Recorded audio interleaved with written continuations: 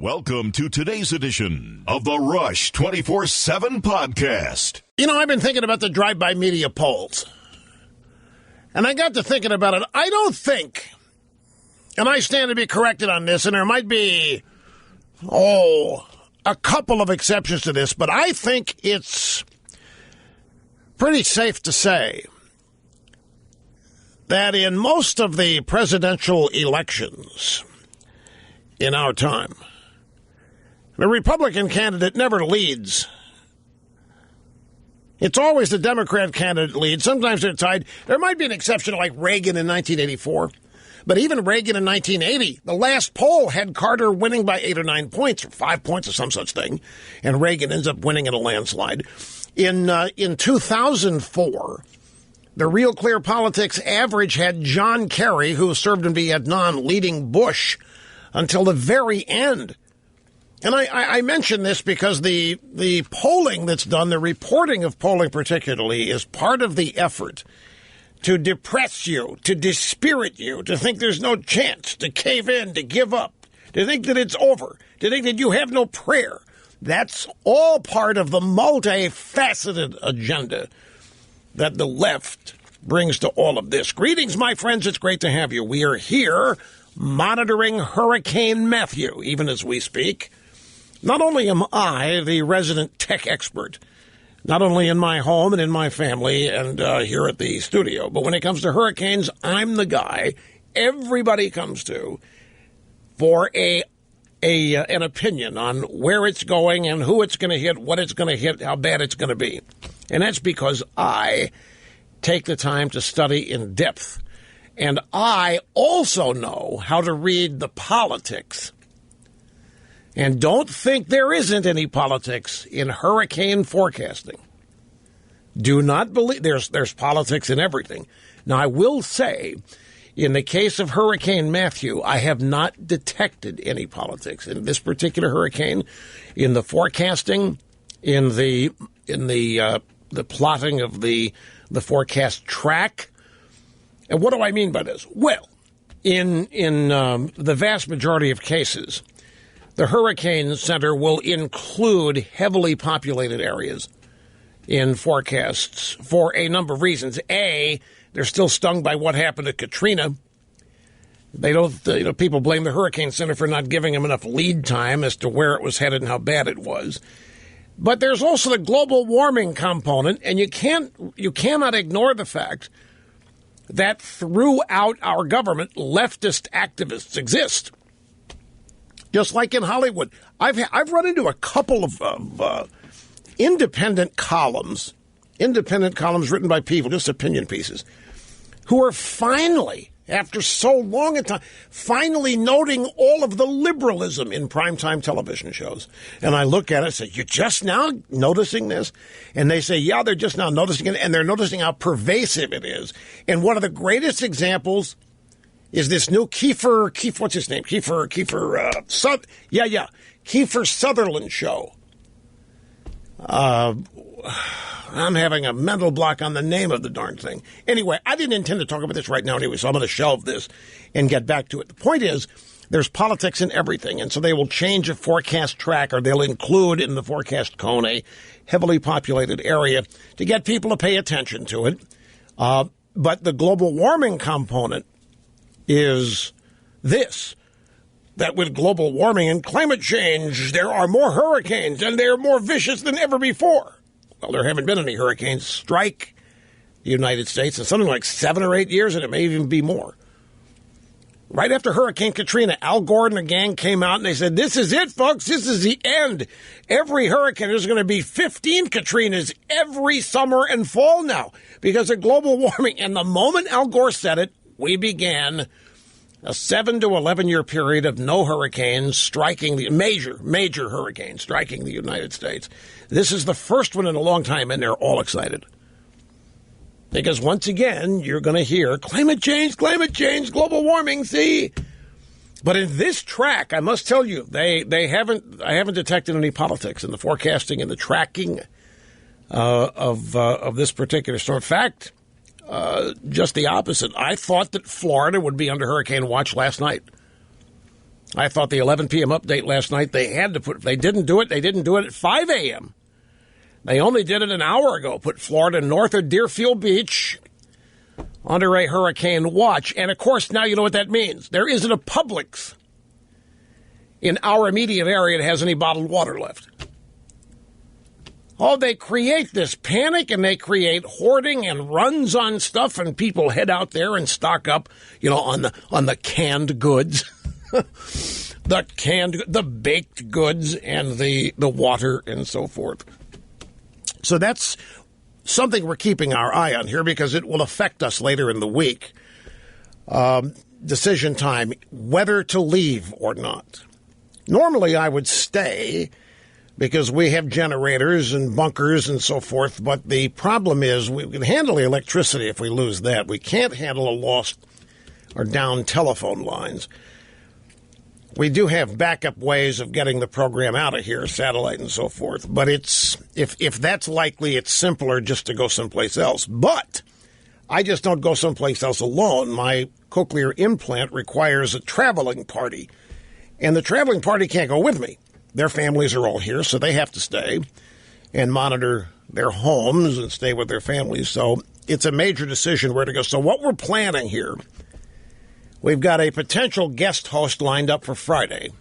And Thursday, too? Buck Sexton of the CIA for both days? Okay, so you get... okay, so those two... But who's scheduled for Friday, Buck? I thought you said Buck Sexton was in it. Okay. So Chris Plant standing by on Friday, Buck Sexton of the CIA also standing by. So it's either going to be that or me from somewhere else. I want to stay. I want to be out there on the deck watching this thing go by. I've had to leave every time one of these things come up because of the radio program, and I want to stay. But responsibility says can't. So those are the options. And the guest host, in case something happens, just can't do the program on Friday or can't get out of here in time. It's a big logistics effort to undertake on the flash spur of the moment. The mandatory evacuation, you don't have to leave. I mean, they can come, they can honk at you. No, but we're not going to be mandatory evacuated under a watch. No. What do you mean? What are you pointing at me for? There won't. That's right, but there will not be a mandatory evacuation. And look, how are they going to know whether I'm there or not? They can't come in and get you. They can do a mandatory evacuation. Don't put me in a position you're having to openly break the law like the Democrats do here in public. We can't get away with it. Have you heard? Do you realize the FBI let Cheryl Mills and this bunch destroy their computers? As part of I looked at that. I can't believe the lack of outrage in media stories about, not only did they give immunity to these people and they had Cheryl Mills is not Hillary's lawyer. She's a consigliere. She's a capo de tutti or whatever. She is an advisor. She's not Hillary's lawyer, but they let her call herself a lawyer so she could sit in on Hillary's FBI interview. They granted all these people immunity, and then they destroyed the computers. It's unreal. The FBI let them destroy This is like Al Capone being granted permission to erase his tax returns. This is, folks, it is beyond comprehension. The lawlessness, the carelessness, the rigged nature of this game. The absolute lopsided one-sidedness of all of this. And meanwhile, Donald Trump is being accused of scandal here and scandal there. Donald Trump never kept a secret that he lost $900 million. He wrote about it prominently in his book, The Art of the Comeback. You get these media people out there, even last night on TV, suggesting that Trump could have spared himself a lot of trouble if he would have just admitted this, if he would have just broken the news rather than wait for his tax returns to be leaked. He did. It's in his book that he lost $900 million. Anyway, why should Trump announce something that could only be made public if the law is broken? So they released 3 pages of a Trump. You know who they think leaked it? Have you heard this? You know who the smart money, and I don't know if it's smart, but I'm looking around, I'm looking at the speculating. Marla Maples might have done it. She was his wife at the time. She would have signed tax forms. She would thus maybe have a copy. She might be ticked off. Tiffany Trump is her daughter. I don't know. I have no idea. But why should Trump be forced to publicize something like a tax return? Because he's got to figure that it's going to leak illegally, and that the New York Times is going to break the law and publish it illegally. When, in fact, Trump's already admitted he lost $900 million. He's not kept anything a secret. And yet he's being reported on as the guy running around the edges of the law. He's not even close to the edge of the law compared to the Democrat Party in consort with other government agencies, which is outside the law on a daily basis. Their standard operating procedure is outside the law, as is their president with his executive orders and other lawlessness. I mean, it's mind-boggling here to watch this. And then I've got a story here from thehill.com. You wonder why Trump's a nominee. There's still a bunch of elitist Republicans proudly running around beating their chest saying they'd no way vote for Trump. And the headline here, GOP senators, we could work with Hillary Clinton. And that's exactly why nobody wants you to be elected. Story about Senator Johnny Isakson of Georgia predicting that congressional Republicans would be more willing to work with Hillary Clinton than they have been with President Obama. For crying out loud. These people, you know what, folks? These Republicans are so self-defeating that they deserve to lose these elections that they lose. What possible advantage or gain is there in being quoted, oh, yeah, we can work with Hillary Clinton? Look, I know. Inside the Republican Party establishment at the upper levels of elite, they still can't believe that Trump is the nominee. They still can't. And they still have a sour taste in their mouths, and they just can't.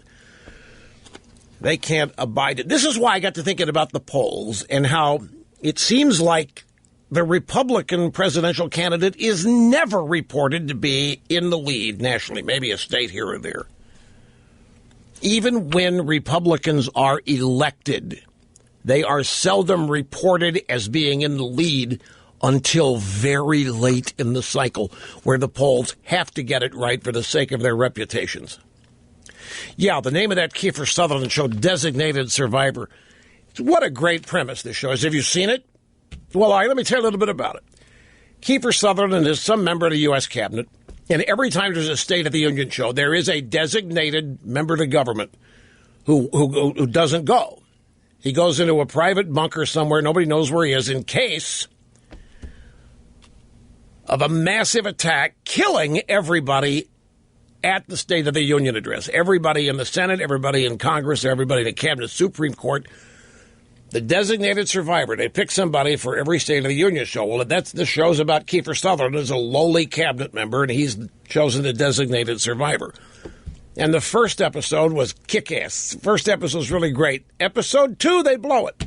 The people on the left cannot keep their liberalism out, and it's always been there. Don't misunderstand. What's happening now is they are in our face. They are using primetime television entertainment shows to preach to us, to belittle us, to mock us, to make fun of us, to advance their agenda or what have you. And there's no reason, no wonder why ratings are down. Primetime TV numbers are down. The NFL is even down dramatically, particularly on their Sunday night and Thursday night shows. And this is one of the reasons. Anyway, the second episode. So here we have a massive terror attack that wipes out everybody in government. And what do you think the new president does, Kiefer Sutherland? His first objective is to try to make peace with Islam and Muslims. And they end up being the heroes. They end up being the unfairly attacked, discriminated against, blah, blah. You can write the rest of the scene yourself. I can't tell you the number of people that sent me emails after episode 1. Man, what's a great show, great show. Second episode aired, the emails came in. They've blown it. I'm not watching anymore. I've had it, fed up. So I said, what happened? And then what I just told you. They can't stop preaching to us, whether it's cultural things, with gay marriage, gay this, gay that, where it's feminism this, feminism that. They just don't let up. And they think they're in a war for survival now, and so they're using everything they have in their arsenal, the pop culture, entertainment media, sitcoms, dramatic shows, procedural detective and crime shows, every damn one of them. You can't escape. And some people want to. So we're surrounded here and being inundated. And I don't know why they're in such panic. If Trump's such a horrible candidate and Hillary's such a great candidate and the election's in the bag, why are they so desperate? Why are they so panicked? Why are they pulling out all the stops here? As I say, nothing's etched in stone. Nothing's in the can yet. They want you to think it is so that you give up. So that you think there's no chance. So that you think that there's... And they want you emailing your friends. They want you to... Oh, that's it. It's over. It's over. Have you seen the latest? We don't have a prayer. Oh, my God. This is terrible. They want emails like that flying back and forth between all of you. So they try to create these things. Okay. We just set the table there. There's other things, of course, on the program that'll unfold. We've got latest in polling data. The Trump... IRS story has some interesting aspects that I want to revisit. And one of the things I want to revisit, I'm going to take occasion here of a couple of sound bites and bounce off of them to do so. And that is this whole business. I touched on this yesterday. This whole business of political candidates releasing their tax returns. You realize that this is a game stacked against all and any outsiders.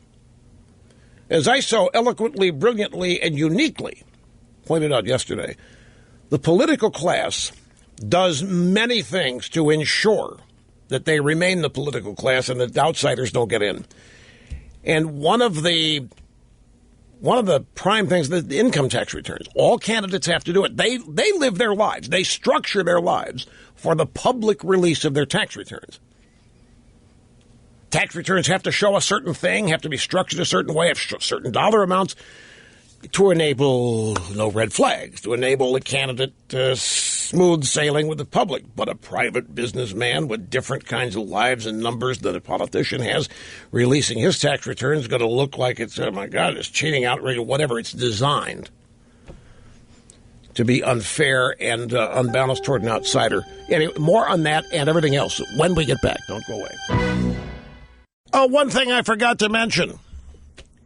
Every caller that we take on the air is going to be offered a brand new iPhone 7 Plus today. Why are you, what in the world are you doing?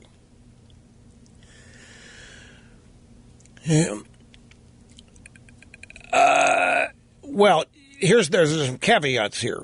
You will not get your color choice. These are extremely hard to get, folks. It's amazing I've gotten the supply I have. And they're not comped. I buy them. But every caller today is going to get an iPhone 7 Plus. They are, for today, AT&T and T-Mobile only. They will not work on Verizon or Sprint. As I say, I've had to get these things in spurts. And it's complicated, but because Apple is allowing Intel to make some of the LTE chips, Intel chips don't work on Verizon or Sprint. So AT&T models normally are the ones that are world phones, will work on any network around the world, including at Chicom networks, but not this year. So anyway, that's what's on tap for today. I'm out of time here, as is usual case. I will explain the rest of this when we come back. Get started with the rest of the program. Welcome back. Great to have you. Rush Limbaugh on the cutting edge of societal evolution. Okay, every caller that makes it on the air today will be offered a brand new iPhone 7 Plus. These phones today will only work on AT&T and T-Mobile or other GSM networks. Let me briefly explain to you why this is. Apple every year makes a phone that will work, if it's unlocked, on any network around the world. This year, that model happens to be the Verizon model. The reason for this is that Apple, spreading their supply chain around to handle shortages and other problems, is allowing Intel to make a certain number of LTE chips for the iPhone. Intel's LTE chips only work on T-Mobile or AT&T. So those are the models that I have at the moment. My stock will increase. As I say, I buy these for gifts, business, and a number of other things.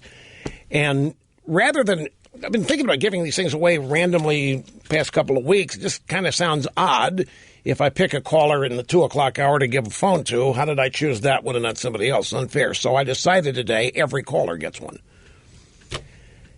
They are going to be rose gold or gold.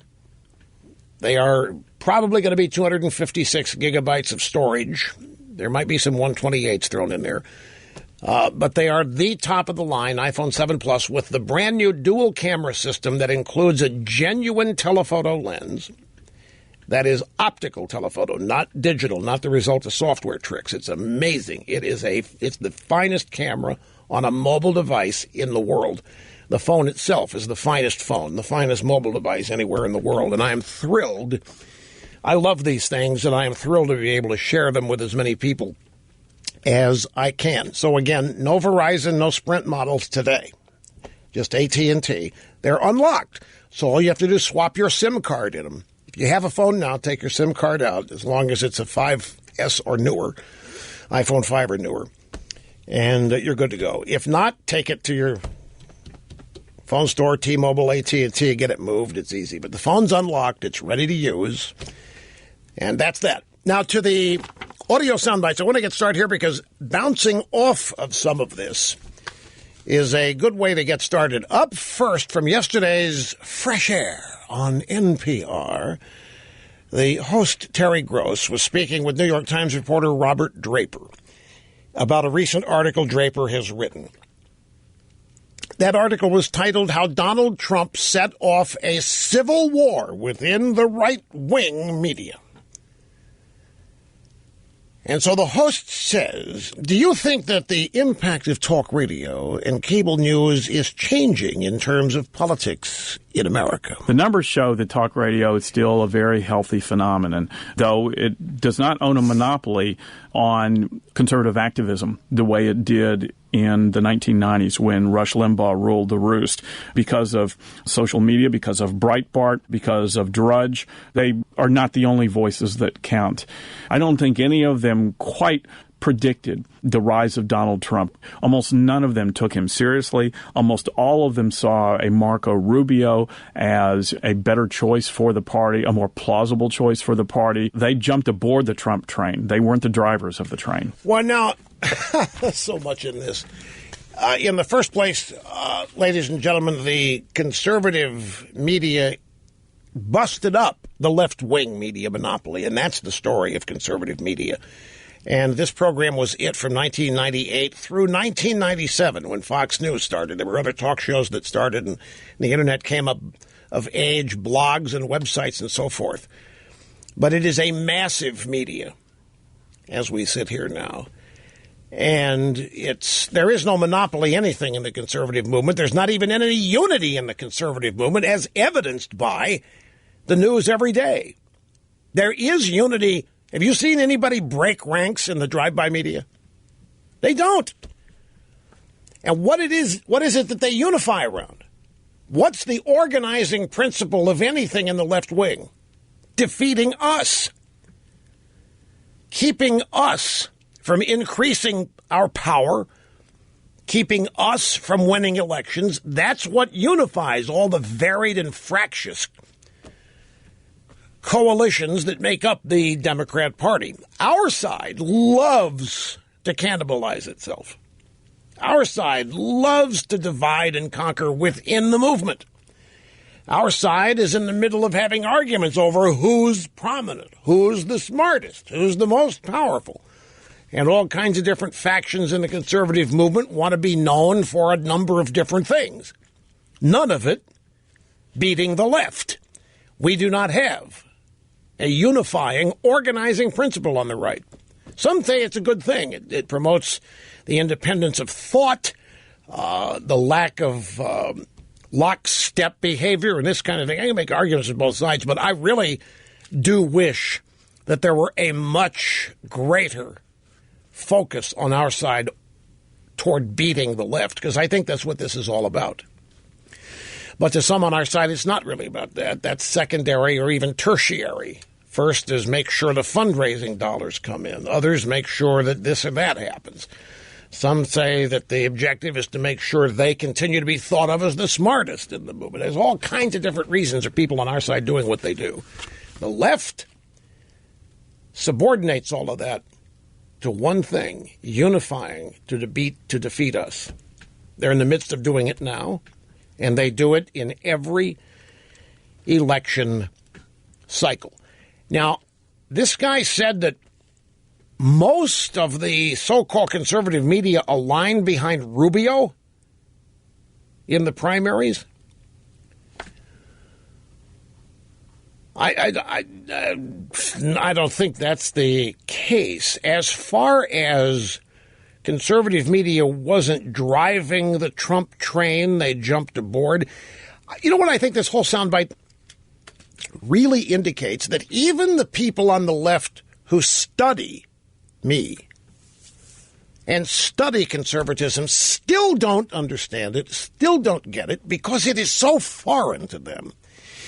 The only way they think they can understand it is to apply certain stereotypes to us. And those stereotypes become the starting point. The stereotypes are the equivalent of the story being written before they interview anybody. Then they go out and interview people or listen to this program or whatever, hoping to confirm whatever the stereotypes they have of us happen to be. As such, they miss. I know in the case of this show, they miss what this show's really all about. They miss its purpose. They miss why I exist. They miss why I do it, how I do it, what the objectives are. And they have for 28 years. It's stunning. And this is among the people who study it, like this guy from the New York Times, Robert Draper. I don't think this guy's ever called me. Now, normally when the drive-by media start doing stories on people, they call them. I don't know that I would have talked to him anyway, don't misunderstand. And it may well be that he did call and nobody told me, because they know I'm not going to talk to him anyway. But they never do. Very seldom do I get a call. All I see is what they write after having studied. Now, here's the next bite. The host of the program then says, well, do you see the establishment being split in the same way, meaning the conservative establishment, split the same way as the conservative media is? In conservative media, throughout the 1990s, in the advent of Rush Limbaugh and of Matt Drudge and of Fox News, they were sort of like rowdy cousins to William F. Buckley and then later to George Will, but they didn't challenge conservative principles. This has caused a rethinking of conservative ideology and it's been rather remarkable. I have been at the forefront of all this, and I'm not sure what this guy's talking about. Rowdy cousins to William F. Buckley. I mean, I know what that sounds like it means. We're less sophisticated, shouting, uncouth, all the usual bromides. They didn't challenge conservative principles. No, we were conservative principles. We are conservative. This is the one place where conservative principles have not changed. I have not changed and not redefined myself. I have not altered in any way, shape, matter, or form. A rethinking of conservative ideology? That's not what's going on. A rethinking of conservative ideology is not what's happening. Whatever is fractious in the conservative movement, I can tell you that the definition of conservatism is not being rethought. There's a whole lot of things that are, but not that. Back with more in a second. Don't go away. Someday, when all this is over, I am going to take the time to explain what I think is going on in conservatism and what has happened to it.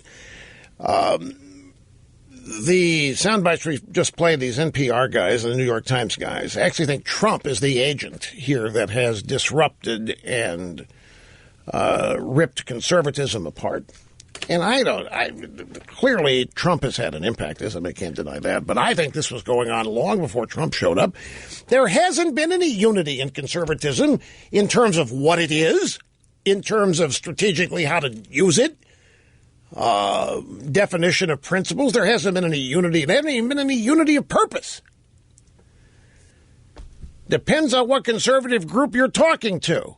You'll get an entirely different reason for their existence. You'll get an entirely different objective that they have in terms of going forward. Not true on the left. The left has an organizing principle called defeating us.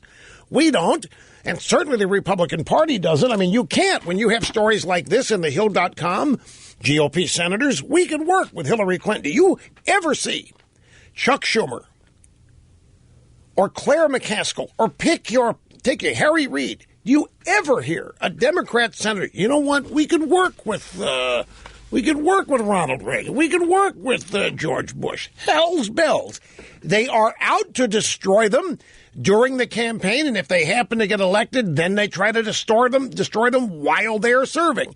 And we run around saying, oh, we can work with them. We can cross the aisle. We can show people we can govern. All for some misguided aim to try to show some people in America, voters, that we're not the reprobates they say we are. It's a losing proposition. It's everything being done on defense. And I think that's one of the biggest dividing lines in conservatism today. You have people who want to constantly be reactionary and stay on defense. They're afraid of going on offense because afraid of what the media is going to say or whatever stereotypes they're afraid of being fulfilled. Going on offense is seen as attacking, and conservatives are not supposed to attack because people don't like attacks and they don't like confrontation and all this. It's the same ruse that we always get with the independents. You better not criticize Obama, they tell us. You better not criticize the Democrats. You better not criticize Hillary. The independents don't like that. The independents don't like all this confrontation. And you start getting political with Obama, you're just going to drive the independents right into the Democrats' arms. You can't get more political, confrontational, mean-spirited extremists than today's Democrat Party. Why are independents never said to dislike the Democrats' brand of confrontation, mean-spirited extremism? Why is it never said that the Democrats had better be careful? If they're not careful, they're going to send these independents running right home to the Republican Party. Why is it never said? Why does hardly any poll ever show the Republican presidential candidate winning during the campaign?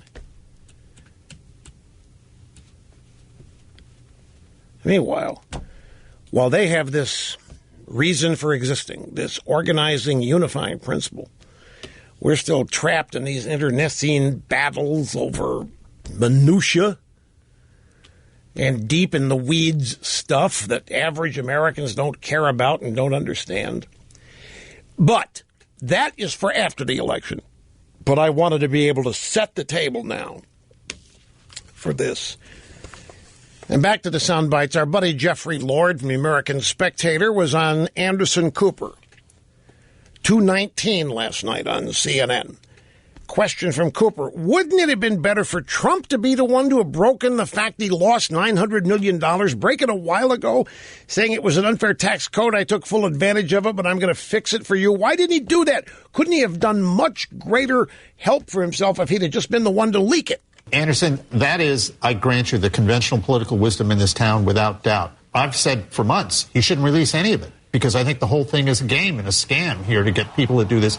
People who are outsiders, again, as Rush Limbaugh pointed out today, who've never been elected to public office, this is a game to get them. Amen. It's this whole tax return ruse is designed to expose outsiders as not being qualified to be insiders. The whole thing. If you're in politics your whole life, you structure your life to get elected and reelected. And you structure your tax return to do the same thing. You structure it so there's no apparent wild loss, no wild gain. There's no wild this. You pay a certain amount to charity. You pay 15 to 25% of your income to taxes, and you're good to go. But an outsider doesn't live his life like a politician does, doesn't structure everything in life for public consumption. A politician does. A politician dresses a certain way every day for public consumption. Outsiders don't. So when an outsider wants to become president, you better release your tax returns. And he does or doesn't, and they leak it, whatever the case may be. And we find out that the tax return doesn't look anything like a politician's. And then we're supposed to say, oh, that's not good. That's not qualified. Look at all that $900 million loss. There were 500,000 people that reported losses in the same year Trump did, of varying degrees. It's been in the tax code since the early 1900s. If it weren't in there, companies would go belly up and we would lose jobs and jobs and jobs year after year after year. The whole thing is, but Trump did announce it. It was in his book, The Art of the Comeback. He has not kept it a secret that he lost $900 million. So Cooper then says, well, do you think this story has resonance among people who are undecided or on the fence? I really do think that the intended effect of this story with the New York Times, and by the way, the New York Times, Rush Limbaugh pointed this out today, wouldn't publish those leaked and hacked emails from East Anglia about climate science. They refused to publish them because it was illegal, but yet it's okay to publish Donald Trump's tax returns, which brings up the question of media agenda.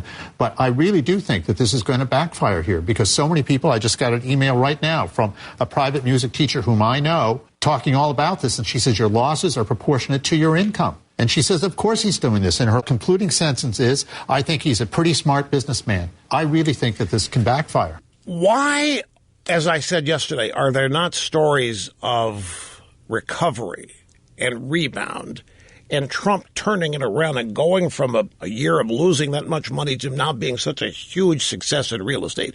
Why are those stories not? I'll tell you why. There are cultural and societal reasons why those stories don't exist. But I'm sadly out of time, so you have to hang on for that, but you don't want to miss it. If you want to know the angle of this closest to the truth of all this analysis, Donald Trump is the result of a failed and fractured conservatism. Donald Trump didn't cause this to the extent that people think there's a problem with conservatism. Trump fills a vacuum created by the fractious nature of conservatism at present. Back in a sec, folks. Greetings and welcome back, my friends. It's great to have you. Rush Limbaugh behind the golden EIB microphone, 800-282-2882, if you want to be on the program, and the email address, lrushbo@eibnet.com. And just a little prize note here before we get back to the political and entertaining content of the program. Every caller that I take on the air today will be offered a free brand new iPhone 7 Plus.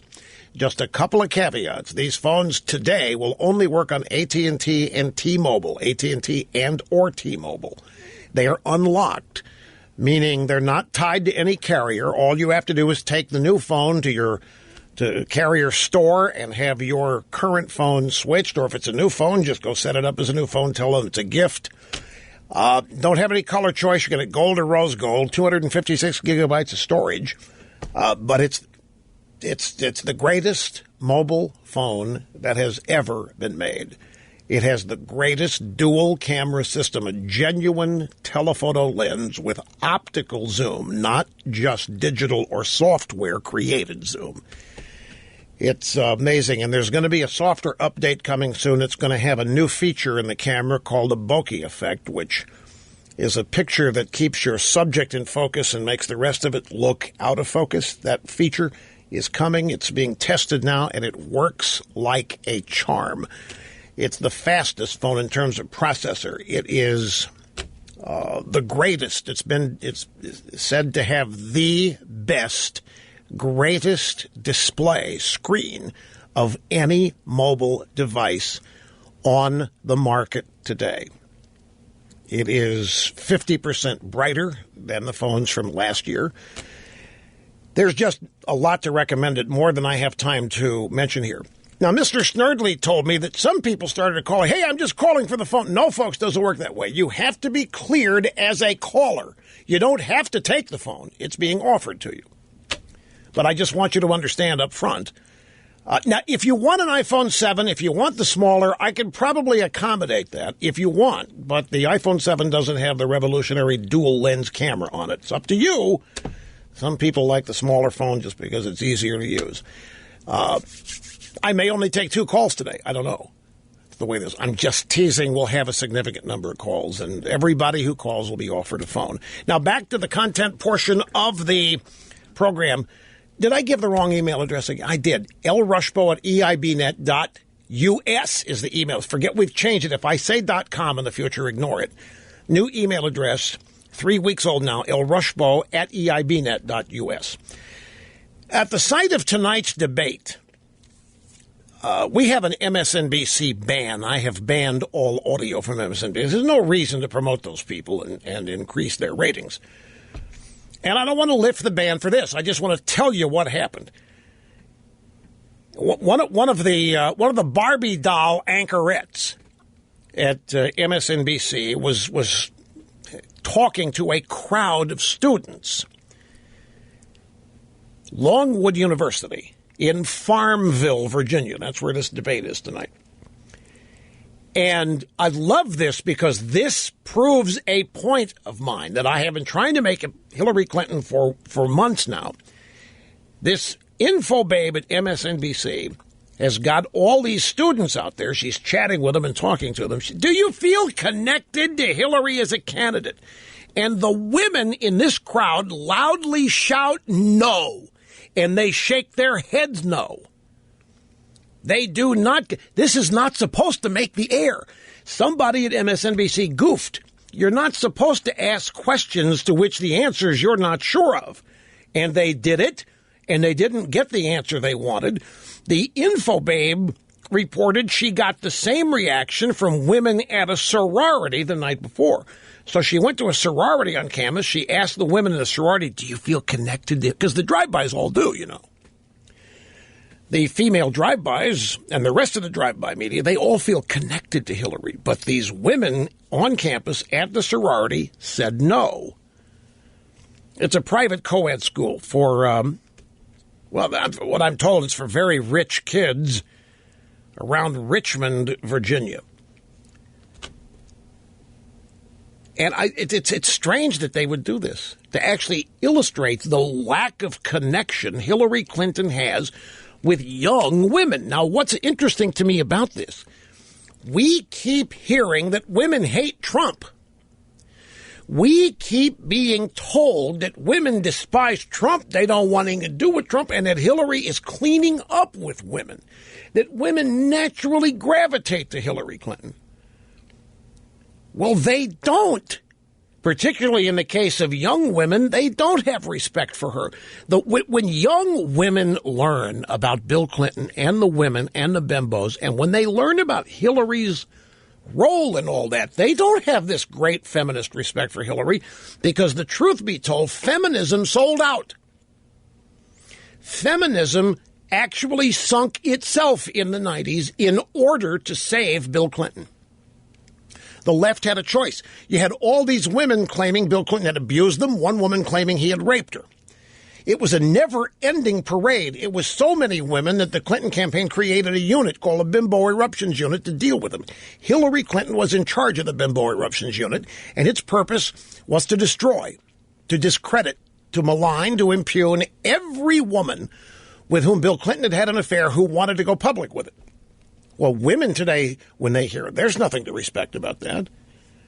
Remember, women of today on college campus think that all men are predators out there and that rape is happening with great frequency on campus. And they hear about this, and they've not been told by the drive-by media. They've not been told by the Democrat Party. This stuff gets swept under the rug. So when they hear about it, they don't have this newfound respect for Hillary, and they don't connect with her. Let's go to the audio sound bites. I want to first play a Hillary soundbite, followed by, of all people, Maureen Dowd and Katie Couric. Now, hang in. This will be worth it. This was just this afternoon in Haverford, Virginia. It's a town hall campaign event as a prelude to the vice presidential debate tonight. And Hillary took questions from the audience, not from the media. She took questions from the audience. And a 15-year-old girl asked about body image and said, how would you help girls understand that they are so much more than just what they look like? I am so proud of you for asking that question. Think about it. My opponent insulted Miss Universe. Stop this for a second. Do we believe that this was a legitimate, unplanted question? No, folks, we don't. We believe that this was a set-up and planted question asked by a 15-year-old. How would you help girls understand that they are so much more than just... You mean women need Hillary Clinton to help them with this? This is an age-old thing. Women's appearance and what it does or does not do for them in their lives. This is why Undeniable Truth of Life number 24 was written by me. And I maintain that Undeniable Rule of Life number 24 actually is one of the primary reasons modern era feminism got started in the first place. Was to deal with the inequities, the unfair inequities that women who are not attractive face, that attractive women don't. But stop and think. Now, here we have a 15-year-old asking Hillary Clinton how she would help girls understand they're so much more than just what they look like. I mean, on the heels of Trump and Alicia Machado and that trumped-up contrived controversy and scandal, and now this, and the premise that Mrs. Clinton, only Hillary can help girls understand they're so much more than what they look like.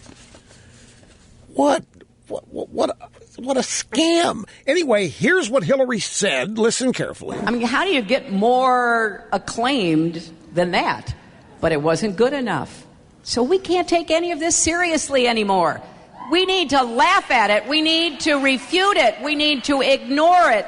And we need to stand up to it. And especially the bullying. There are too many young women online who are being bullied about how they look and being shamed and mistreated. And sometimes that leads to tragic outcomes. Boy, is this rich. This is rife. This has such potential for in-depth analysis by me. But I'm going to delay that because I don't want to get off point here. The first question of the rally is from a 15-year-old. How would you help girls understand there's so much more than just what they look like? And Hillary, I am so proud of you for asking that. Okay, so Hillary then goes on to say how women are being bullied. And she implies by people like Trump. They're being bullied online. They're being bullied by predator guys. They're being bullied by Neanderthal guys. Well, let's go to the Yahoo News website homepage. Yahoo News global anchor Katie Couric. Yahoo hired her to do a TV streaming show. And she was talking to Maureen Dowd, who's got a new book out. That's why Modo is doing the interview circuit. And she's in the New York Times. And Katie Couric says, how involved was Hillary Clinton in the systematic destruction of the women who made these accusations against Bill Clinton? Don't remember now, we just heard Hillary say, we got to stop this bullying. This bullying has gone on too long. It's too mean. It's too extremist. And all these unattractive women are being shamed and laughed at. We've got to stop the bullying. Katie Couric to Modo. How involved was Hillary Clinton in the systematic destruction of the women who made allegations against Bill Clinton? She was involved in things like giving assent to the private investigator who, as Betsy Wright put it, put down bimbo eruptions so that, the private investigator would go and interview all of Jennifer Flowers' ex-boyfriends and friends, and it was a very threatening kind of atmosphere. Remember, James Carville said if you pulled a dollar bill through a trailer park, they were kind of demonized on class, and then years later, Bill Clinton would admit that it was true. There's a very fixed pattern of Bill Clinton saying he didn't do it, Hillary and other people kind of trying to trash the women who said it, and then years later, Bill Clinton having to admit he did have the affairs. Well, whoa! Hold on here just a second. So Hillary, just this morning, goes on and on about how mean it is to bully these poor, defenseless women under assault, under attack by mean bullies on the Internet. And here's Maureen Dowd reminding us that Hillary Clinton ran the bimbo eruptions unit that trashed the women that dared to say Bill Clinton had had an affair with them. She ran it. She even revived James Carville's line about, you drag your dollar bill through a trailer park, this is what you're going to get. You're going to get a Paula Jones kind of tramp. That's what you're going to get with a dollar bill through the trailer park. That's all from the Bill Clinton campaign run by Hillary. Maureen Dowd pointing it out. So Katie Couric later on said this. I've always wondered why during these periods of so-called bimbo eruptions, Betsy Wright coined that term, and the takedown of these women, sort of the systematic dismantling of their reputations, why didn't feminists balk more? Feminism sort of died in that period because the feminists had to come along on Bill Clinton's retrogressive behavior with women in order to protect the progressive policies for women that Bill Clinton had as president. I know Hillary's campaign says that, it's old, we shouldn't be paying any attention, but I do think that feminism died a little bit when the feminists had to help Bill Clinton when Monica was actually telling the truth, as Jennifer Flowers had been. And don't forget, last night, the MSNBC info babe asking the women in this university if they have a deep connection with Hillary Clinton. They go, no! And they shake their heads, no, no! They ask the sorority women to say anything, no. This is remarkable. I mean, both Katie Couric and Maureen Dowd are going to vote for Hillary Clinton. And yet here they are, just yesterday, admitting that Hillary Clinton bullied all of these women, ran the unit that bullied and destroyed, impugned and everything else, the women that Bill Clinton had affairs with. And she admits that Monica Lewinsky was telling the truth, Jennifer Flowers was telling the truth, and yet Hillary was out bullying. This is, folks, I asked this question Monday, and I've asked it many times before that. How in the world do we get story, this Alicia Machado story pops up, and Trump so-called bullies her and so on. How in the world do you even dare talk about that and ignore what Hillary Clinton really did to women? And as Modo said, the feminists, they had to eat themselves. They basically had to bite the bullet and they had to cave on everything they believed. Otherwise, they would have had to publicly take Bill Clinton out as a sexual predator and as the exact kind of guy that should not be allowed to achieve power. That's what feminism was about in the 90s, and they laid down.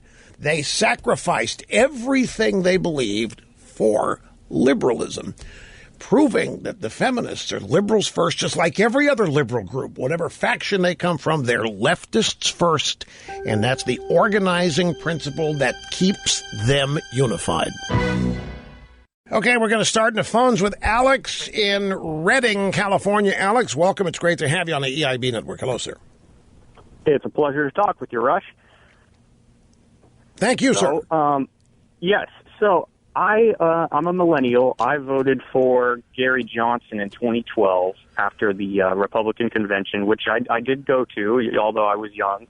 And, I was disillusioned with the way Ron Paul was treated, and I respect him a lot. But this time around, I am definitely going to be voting for Trump. I'm not sure what exactly happened with old Gary and everything's going on with him this year, but there's just no other option out there. What were you when you voted for Gary Johnson back in 2012? What were you protesting?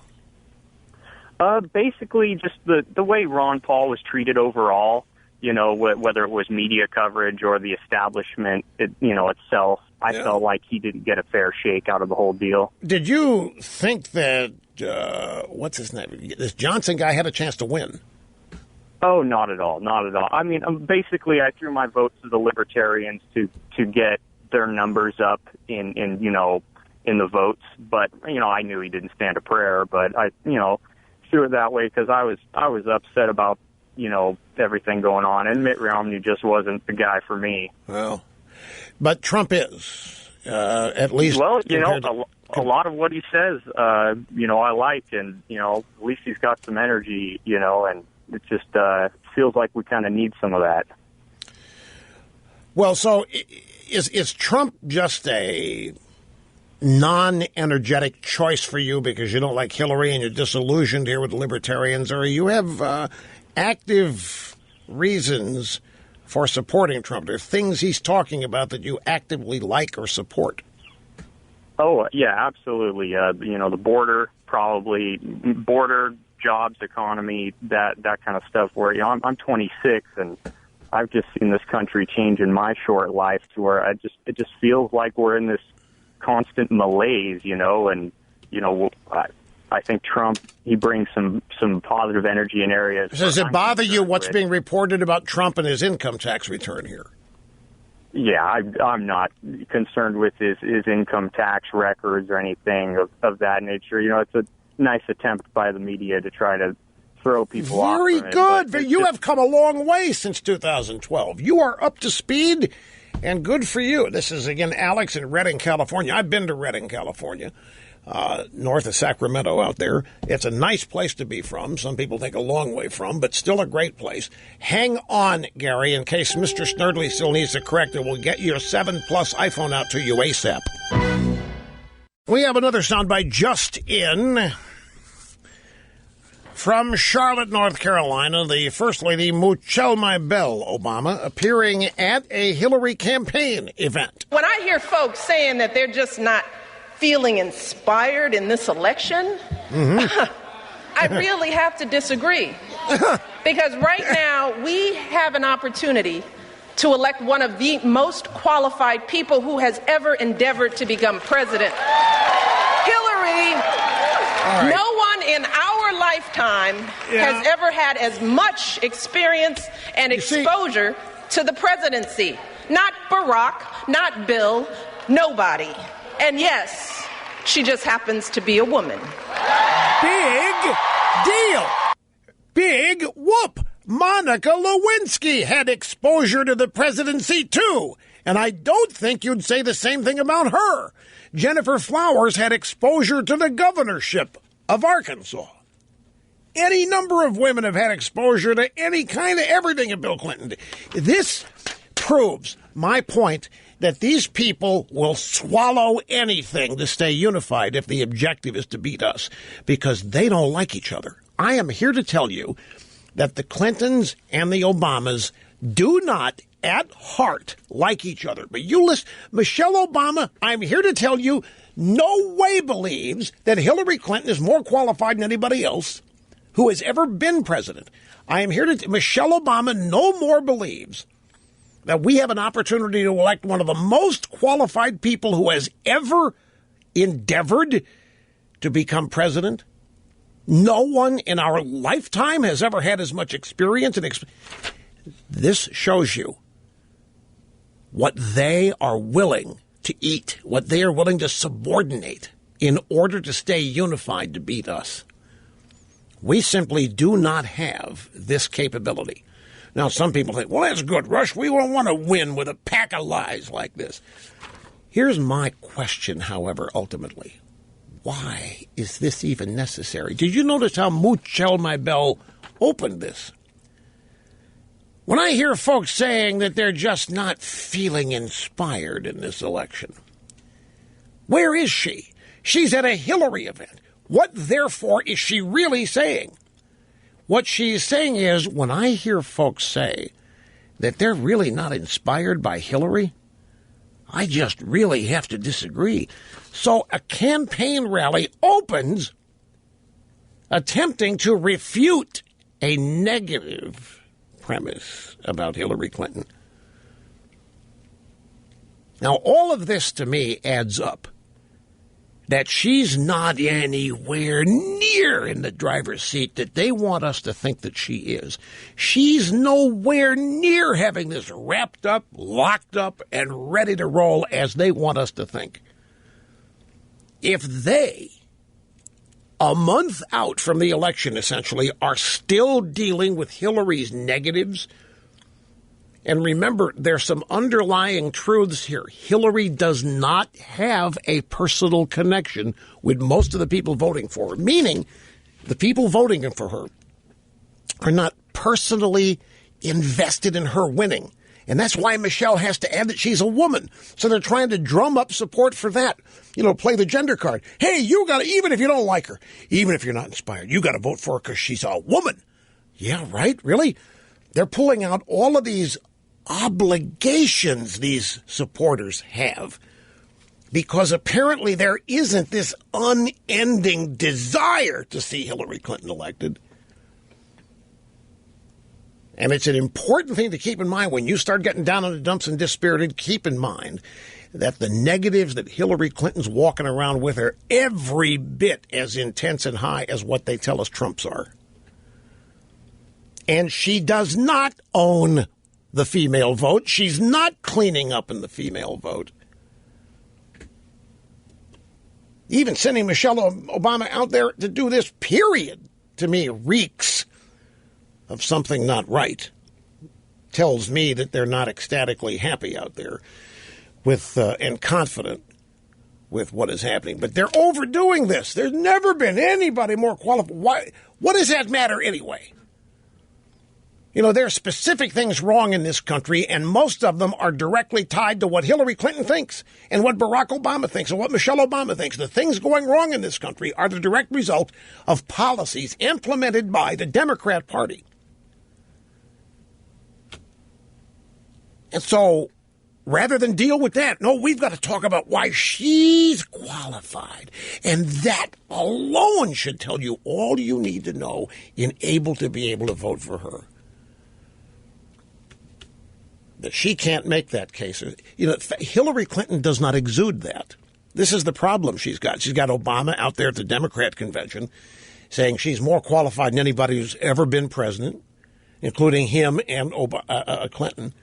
And Michelle Obama saying it, but Hillary doesn't exude that. When you see Hillary, you don't think, wow, man, is this woman, wow, we've never had anybody this good. We've never had anybody this smart. We've never had anybody this qualified. She does not convey that. And so they're having to tell us that she is all of that.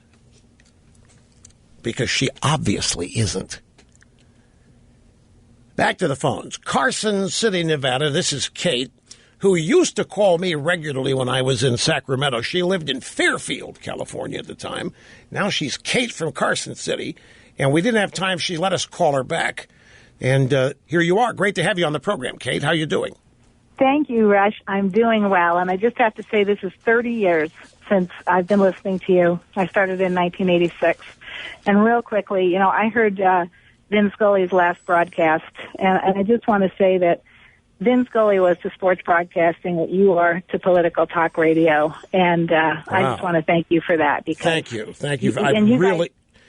You guys both get it. You both understood that he understood it was the fans and the listeners. You understand it's your audience.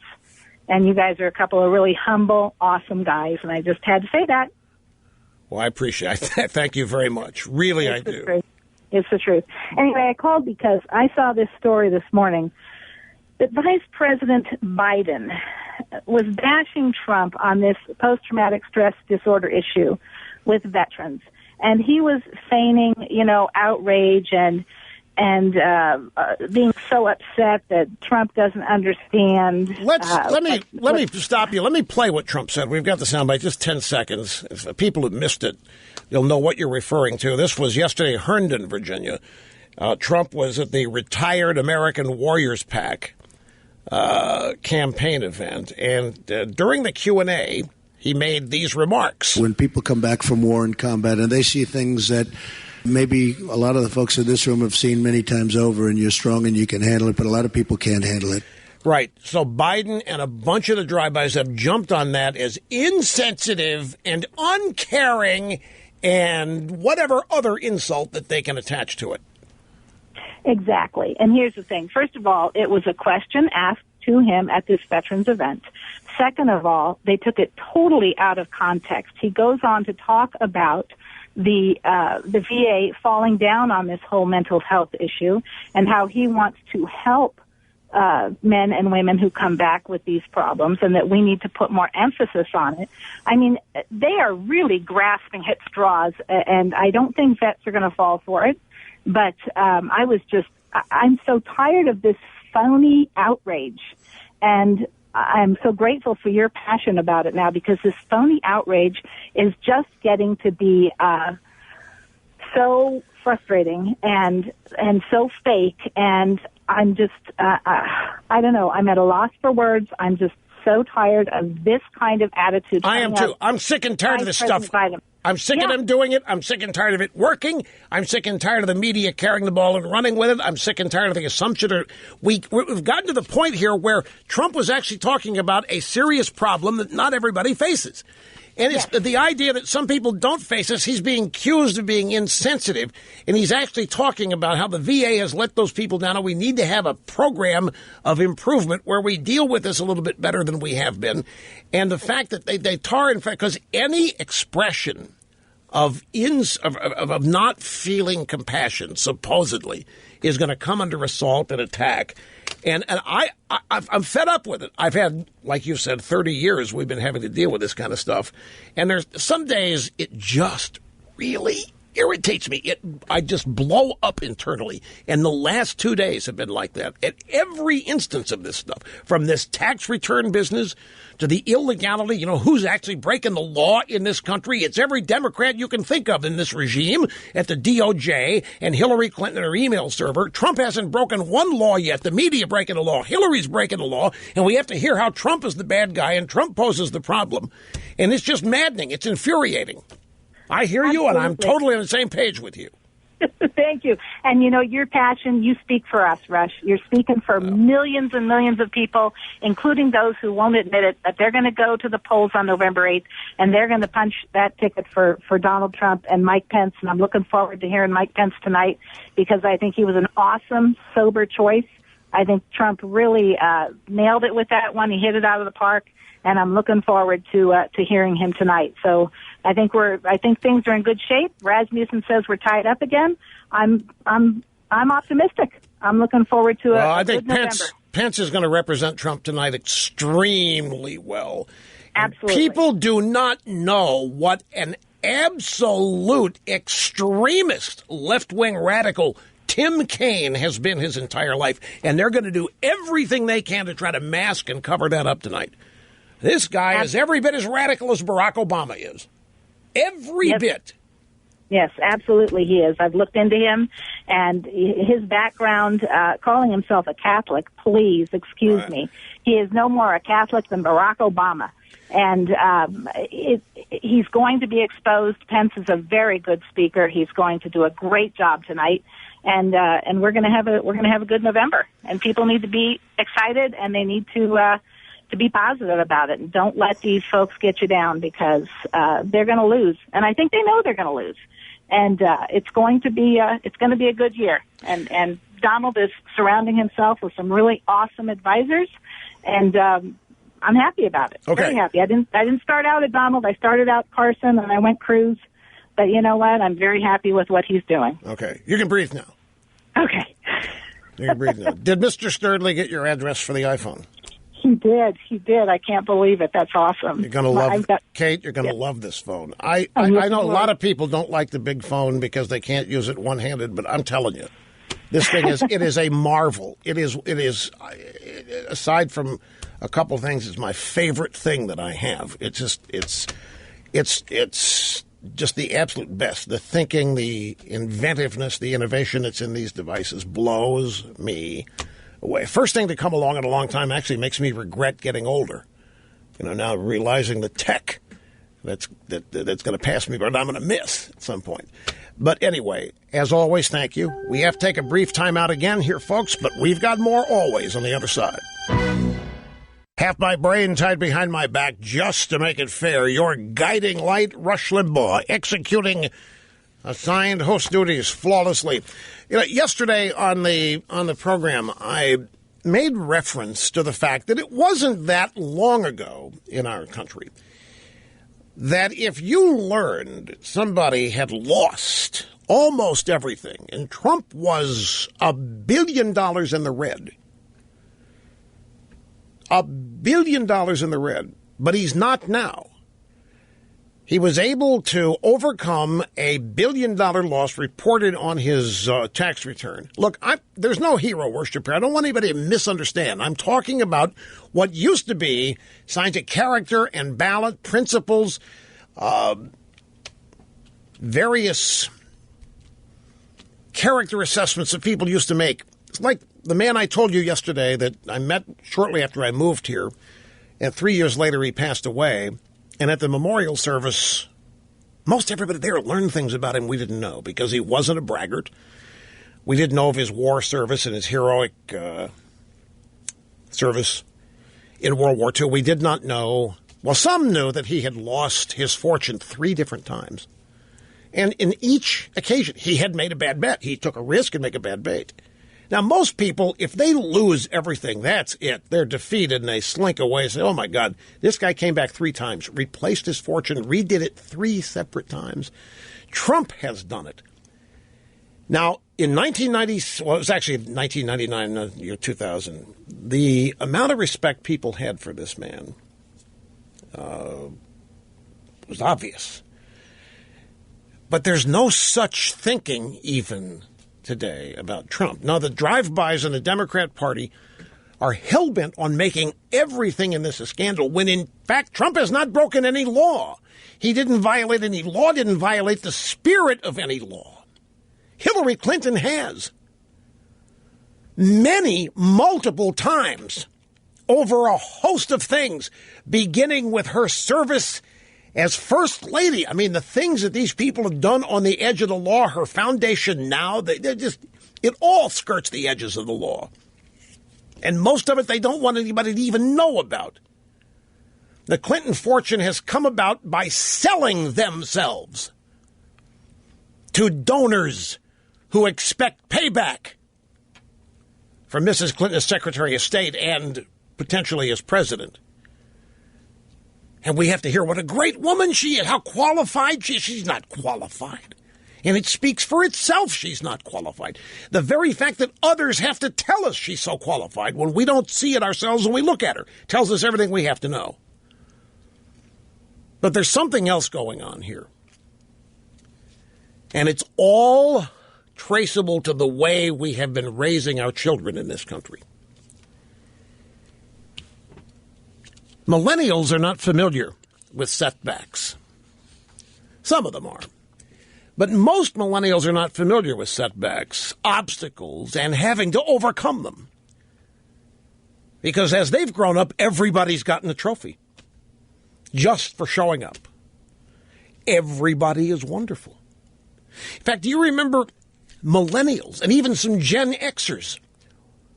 It was decided we wouldn't grade their papers in school with red markers because red was a dangerous color. Red was a color that upset children, so no red was allowed to be used. They weren't capable of any wrong answers. No. If they thought 2 and 2 was 5, fine, until they learned that it wasn't. We would not humiliate them by pointing out that they were wrong. So the idea of overcoming great obstacles and adversity, no big deal. Nobody has faced any. In fact, you better not appear to work harder or dream bigger or be smarter because you're not allowed to be that, because you're not allowed to be exceptional. And the country's not allowed to be either. Fastest 3 hours in media. 2 of them already down. Every caller on the air today gets a brand new iPhone 7 Plus. We will continue. We will be right back. How are you? Great to have you back. Rush Limbaugh, the cutting edge. Half my brain tied behind my back just to make it fair. Now, I'm telling you, folks, in our culture today, in our young culture, and in certain ethnic cultures, this is true too, nobody's allowed to work harder. Because that stigmatizes those who don't work as hard. You're not allowed to be better. Because that shames people who aren't. We're trying to force total so-called equality. We're not talking about equality. They're talking about sameness. Sameness is the enemy of equality. Sameness is one of the greatest assaults on equality that you could ever have. You cannot have sameness without denying people equality. Equality does not mean equal outcomes. Equality does not mean equal station in life. Equality refers to opportunity and treatment, but it does not mean enforcement of certain standards to make sure that everybody ends up the same. But that's what political correctness is doing. That's what higher education has been doing and secondary education has been doing for at least a generation. Nobody's allowed to work harder. Not allowed, because you'll get ahead faster. You're not allowed. You're not allowed to dream bigger. That's not realistic. You're not allowed to be smarter. That's because, see, they think that's a denial of equality. We must all be equal. They don't mean equal. They mean we must all be the same. They want us to all be the same because they, the proverbial they, are our betters. The professors, the politicians, the people in power, they don't impose any of the restrictions on themselves that they are imposing on the body politic. No, they are plenty smarter, and they're allowed to be, and they can work harder if they want, and they can dream bigger, but you can't, because you're supposed to be no different than anybody else. Because that's how equality is being defined, and young people are lapping it up. Young people are swallowing this misguided definition of equality, which is really nothing more than forced sameness. And I want you to think about it. Forced sameness is the antithesis of equality. Because no two people are alike. No two people are the same. No two things are the same. It's not possible. You force sameness, and you are denying equal opportunity, equal treatment, equal this, equal that. It's one of the biggest scams that is currently being run on young people, and that is to equate sameness with equality. Because the only way you can have sameness is by defining everybody down. And you'll note the left never tries to raise anybody up. The left never sees these divides. They never see people upper level, lower level, middle level, and seek to raise the people at the bottom up. That won't help the Democrats. That means that people might become self-reliant. We can't have that. We need them constantly dependent on the government, constantly dependent on politicians, preferably the Democrat Party. So what do? We punish the achievers. We raise their taxes.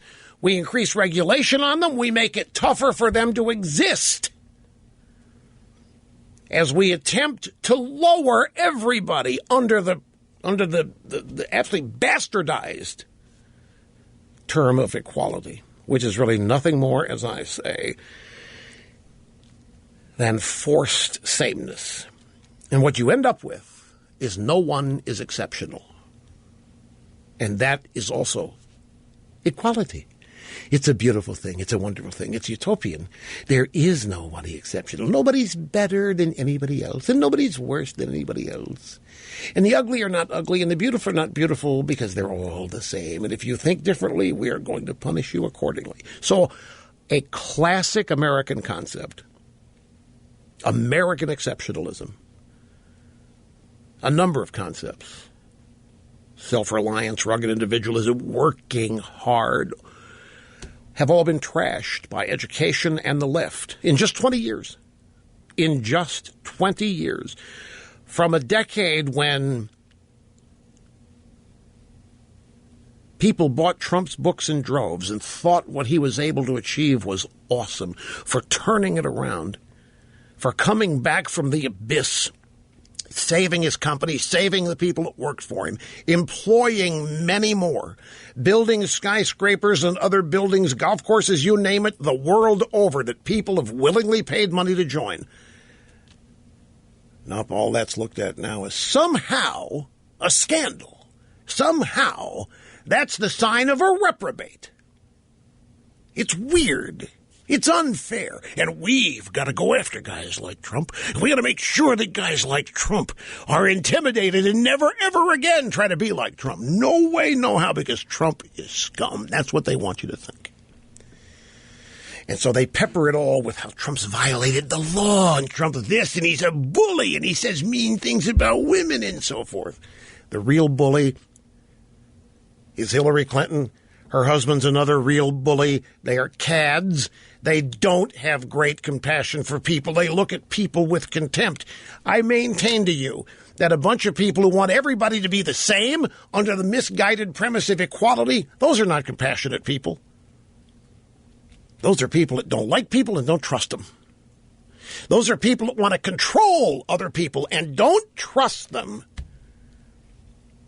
So you have to strip them of their dignity, of the things that make them unique, the things that set them apart, and punish the things that they achieve in. And that's the modern-day Democrat Party from Barack Obama on down. That's the modern movement of liberalism. Try this. I've been saving this story for just such an occasion. UK Telegraph. Here's the headline. U.S. University offers course for men to deconstruct toxic masculinities. You've obviously heard of this story. You've not. It's Duke University, where the Duke lacrosse team yes. Duke University has begun offering classes in, quote, constructive male allyship, providing a space where male students are able to question and deconstruct toxic masculinities. So the things that make men men, real men, the things that make a man a man. At Duke, it's a list of negatives. It's a list of characteristics that we have got to erase. We have to wipe out. Toxic masculinity. Duke University held its first learning community session last week. The Women's Center has organized a 9-week series of seminars as part of the Duke Men's Project. So we learn that women are behind this. Women are behind courses in which men learn to deconstruct their toxic masculinities and reconstruct healthier, more inclusive notions of masculinity.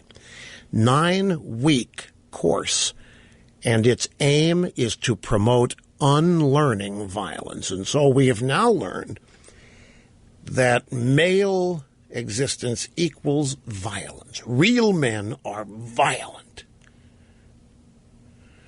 And that is toxic.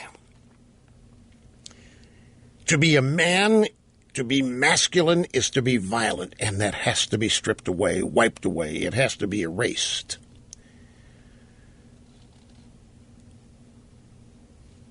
With sexual harassment and sexism remaining hot topics on American university campi, Duke has created a seminar series under the banner of the Men's Project.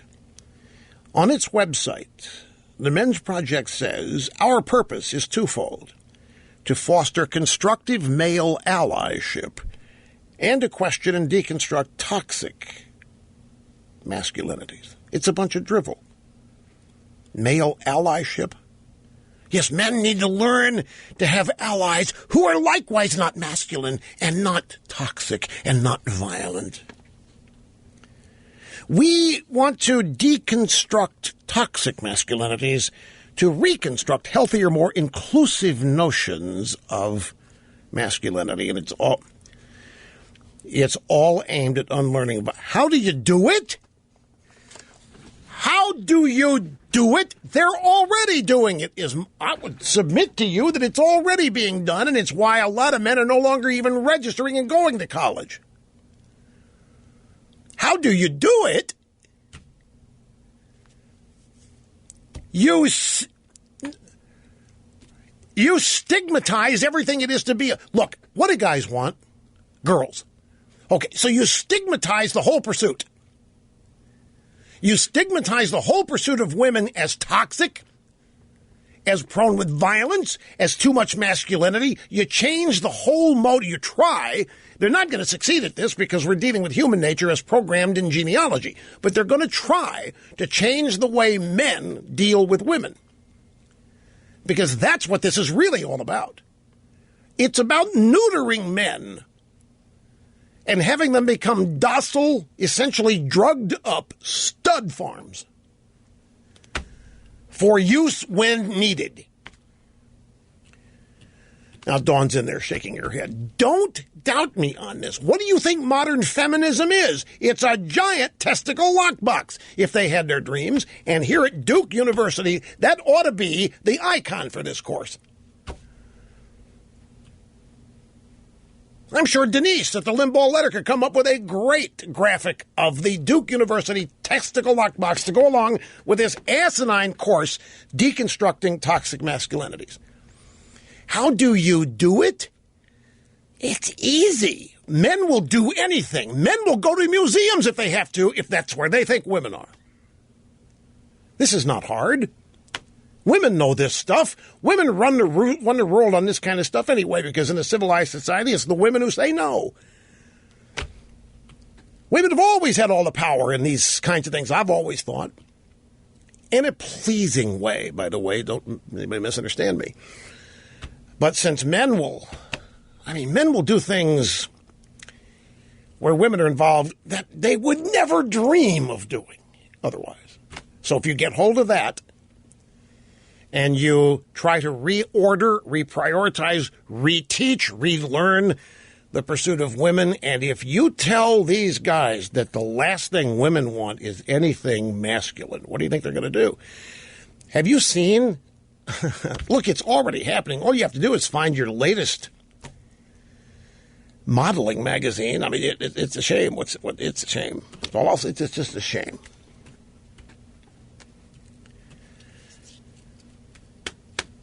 It's called asexual. I mean, it's a bunch of most guys secure in who they are would say, yeah, what a load of crap, and just leave. But if you have to do this, if the stigmatized nature of this works, you have to do this for a grade, you have to do this to get a date, you have to, for whatever. Don't misunderstand. You ask me how do they do this. I'm telling you how they're going to go about doing it. I don't know whether they're going to succeed. I would maintain to you that there already has been a tremendous amount of chickification throughout our society, throughout our culture. My next story is about the NFL and how its numbers, its ratings have just gone to hell. And why? A Rasmussen Report survey. People are fed up with what looks like Black Lives Matter running the NFL. The NFL doesn't want to admit that. They don't even want to admit they have a problem. They're trying to blame it on the election. The election is just captivating everybody and diverting their attention.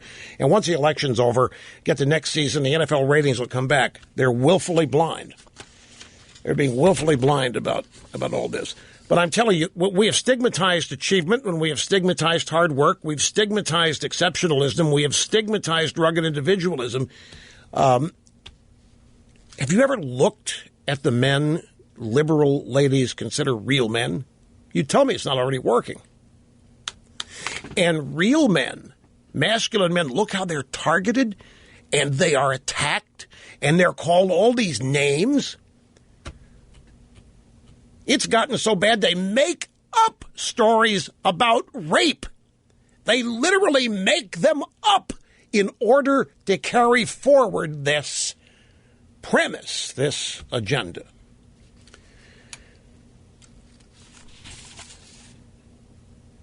Duke University offers course for men to deconstruct toxic masculinity. I'm going to tell you what we need to do.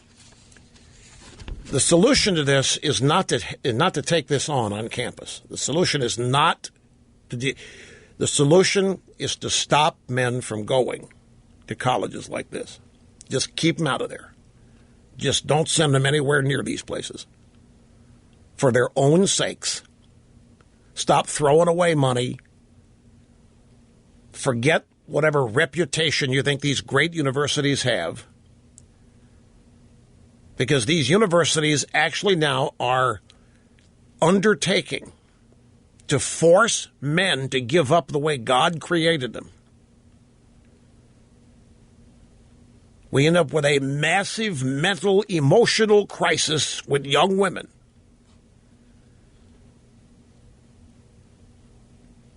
What, is it any wonder so many people are messed up here, particularly coming out of college? Look at all these people living at home. Hillary even talks about all these millennials still living at home with their parents. It's a combination of factors. Anyhow, that's that. I have to take a break. We'll get back to the calls right after this, folks. Don't go away. Every caller today will receive a free brand new iPhone 7 Plus. And our next recipient, David in Woodstock, Georgia. Great to have you on the program, sir. Hello. Hello, how you doing, Rush? Very well, sir. Thanks much. I guess my question for you was, how much of an impact do you think a good Mike Pence performance will have on the polls or the election in general? Well, first place, don't look for anywhere near as large an audience for this debate as we had for the Trump-Hillary debate. That's number one. I hope I'm wrong. I hope it's a bit larger audience than people expect. Average vice presidential debate. Traditionally, vice presidential debates don't move the needle one way or the other. They have largely been irrelevant and inconsequential. But here we have perhaps in Mike Pence someone uniquely capable of explaining Trump and being Trump and explaining for people who Trump is and what he is and defending against whatever predictable insults and assaults on Trump that Kane comes up with. So I think there's big upside to this. There's a whole lot of potential here. But it's not going to be a substitute for Trump picking up the pace, the slack himself. It's not going to be a substitute for that. I don't think, barring something totally unforeseen, I don't know how it hurts. I think the only thing is an upside potential here. How much? Traditionally, it hasn't been much. What are you hoping to get from it? Well, I'm just hoping that, he may bring something out that actually sticks to Hillary. Oh, somebody, yeah, I think that Pence is entirely capable of doing that. I think he's willing to do it. Now, I don't know what their strategery is on this. I would hope there aren't any qualms. She's the nominee, for crying out loud. She is the opposition. She is who we go after. And whereas Trump let 2 or 3 hanging curveballs go by, Pence will not, unless they have a strategy to let him go by. I don't understand it. I'm not predicting it. But I think Pence is uniquely capable of doing it. And I'm telling you, I don't know how many people I have called. The desire to take this woman out, to defeat her politically, is one of the most loudly reverberating, energized objectives that Trump supporters have. In fact, I will tell you something. I don't know what percentage it is, but it's large.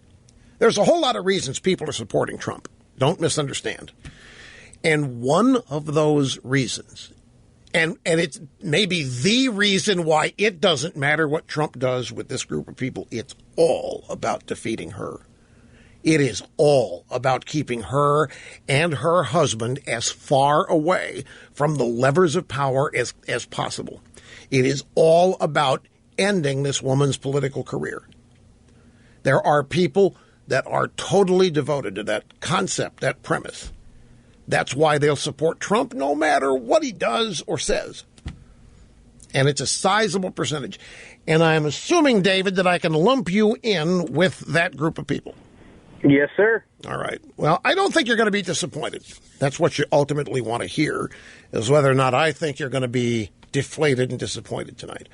I don't, but remember this going in. Pence is going to be, who's the moderator tonight? Does anybody, who's moderating tonight? Whoever it is, not on our side. Don't forget that. Views expressed by the host in this program documented to be almost always right.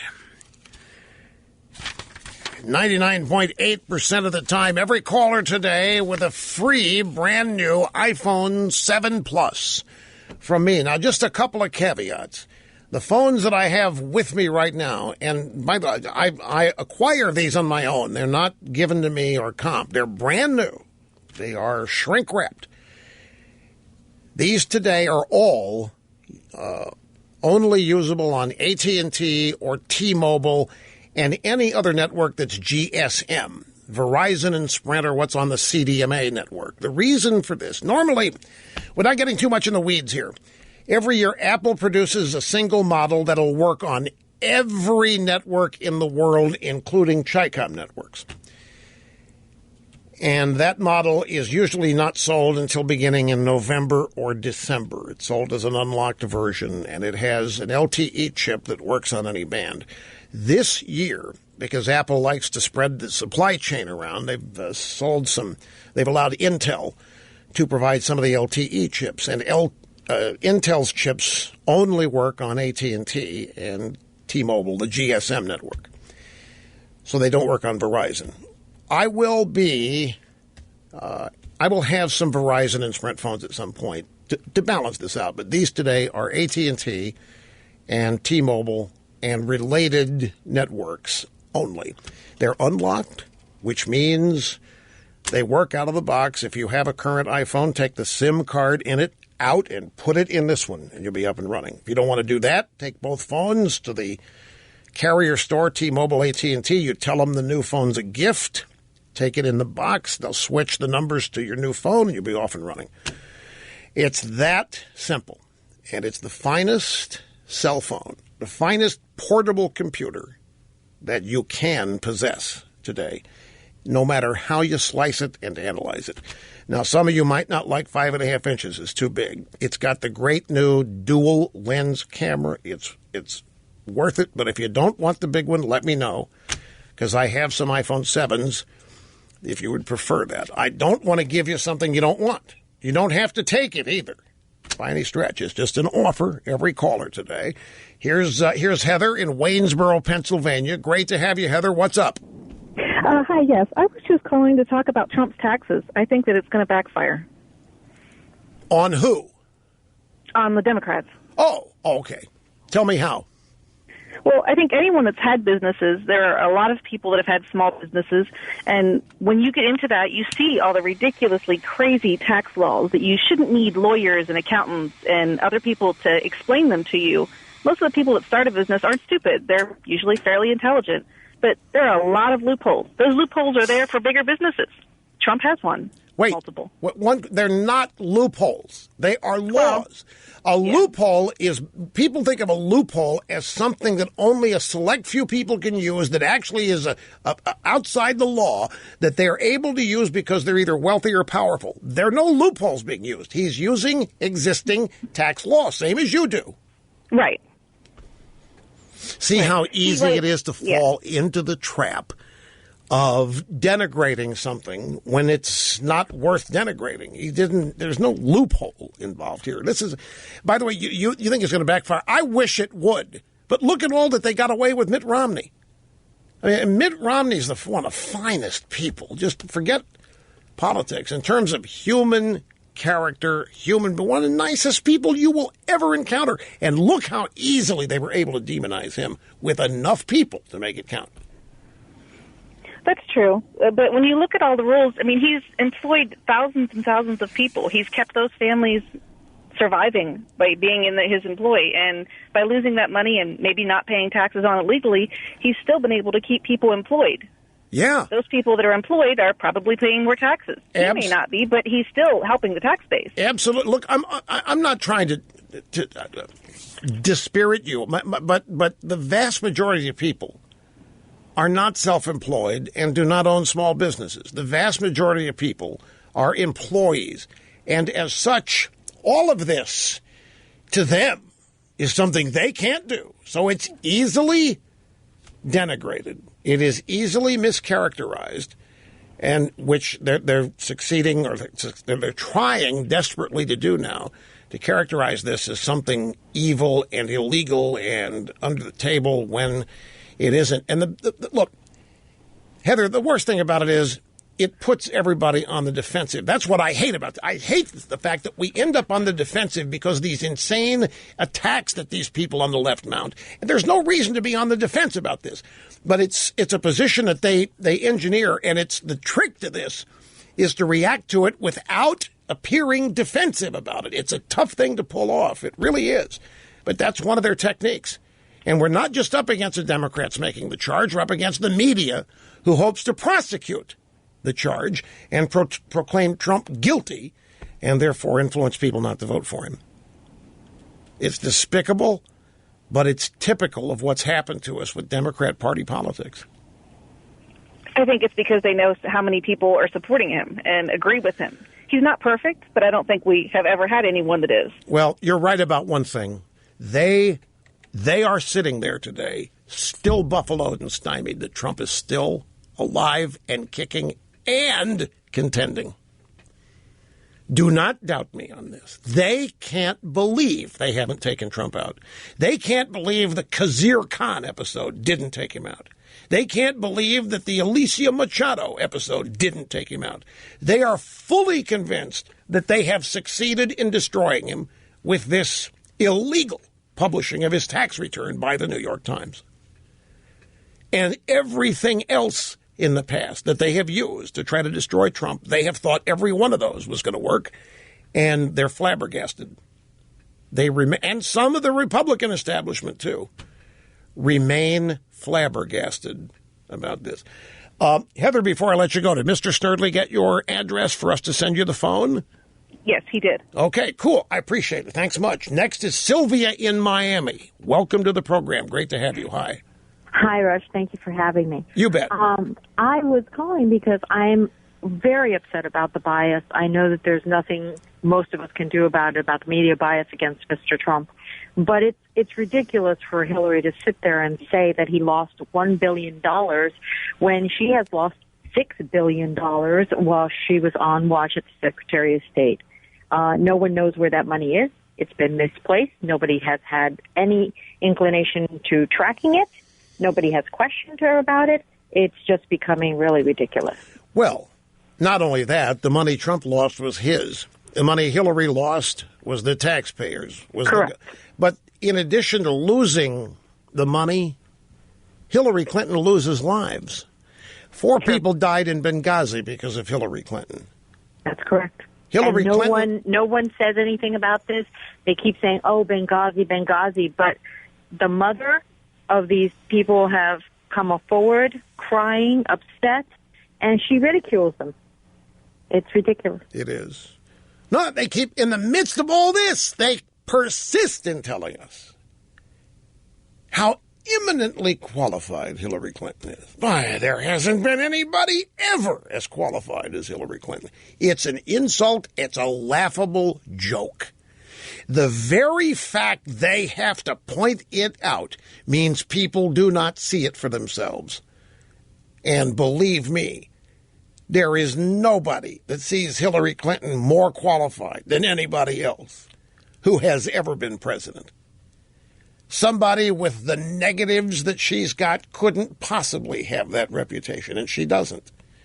It's been tried. They've tried to manufacture this whole narrative that she's the smartest woman in the world for almost 30 years. And they still haven't pulled it off. They're still trying.